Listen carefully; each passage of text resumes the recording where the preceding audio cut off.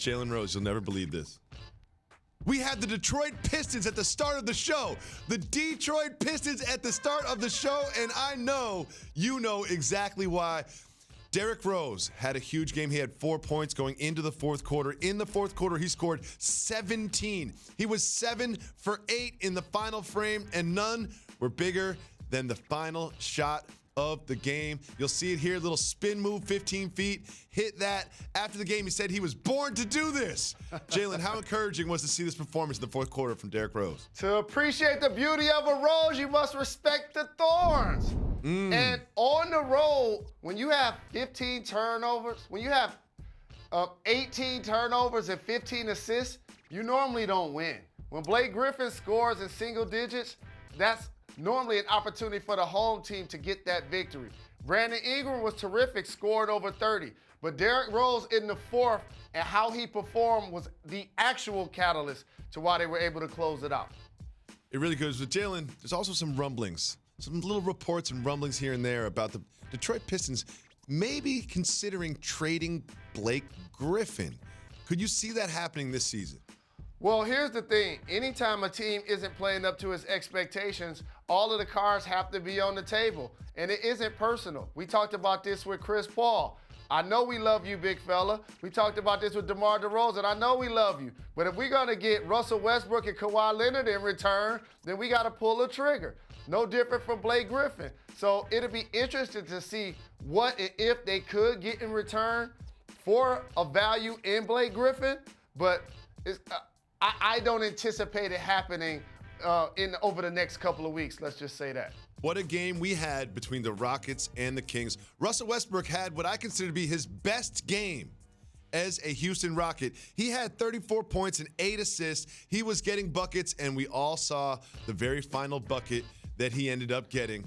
This is Buddy Hield, who puts the Kings up, and then Russell Westbrook comes back down to put the Rockets back up with so much drama at the end of the game. Look at this bucket right through the middle. He thinks the game is over. There's only about a second left on the clock when Bjelica gets the ball and gives the Kings the win right here. Jalen Rose, what do you think about this wild finish in Houston? A miscommunication on defense, and it just shows you how the margin between victory and defeat can be so very close. Russell did a great job of attacking the rim and being aggressive. The Kings got good minutes out of Rashawn Holmes, a young big that's giving them good energy. Harrison Barnes made some plays. You talked about Buddy Hield. It was an opportunity for the Houston Rockets to get a win on their home floor. But as you showed, the late three-point shot, which is a big-time play, ultimately sunk the Houston Rockets on their home floor.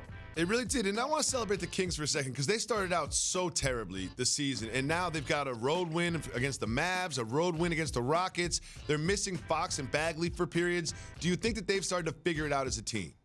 I do, and it's based on the guys that I named. They have a lot of seasoned veterans. I didn't mention Corey Joseph and Trevor Ariza.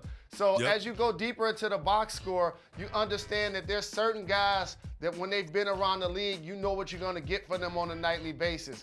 And Luke Walton has done a terrific job of pushing those buttons, getting this team to play hard, hoping to find an identity. And when you beat teams like Houston on their home floor and the other wins that you just acknowledged, that gives your squad confidence. Not only did the Rockets lose to the Kings last night, they also lost their appeal. Remember the dunk that was a dunk, but the refs didn't think was a dunk? You'll never believe this, Jalen Rose, but the league decided not to just straight up award them the win, and the league decided not to play over the last 7 minutes and 50 seconds. They actually said that there was plenty of time for the Rockets to make up for the error over the course of the rest of the game. I understand, no one really thought they were going to uphold this appeal, but did they have to add that part about y'all should have won the game anyway?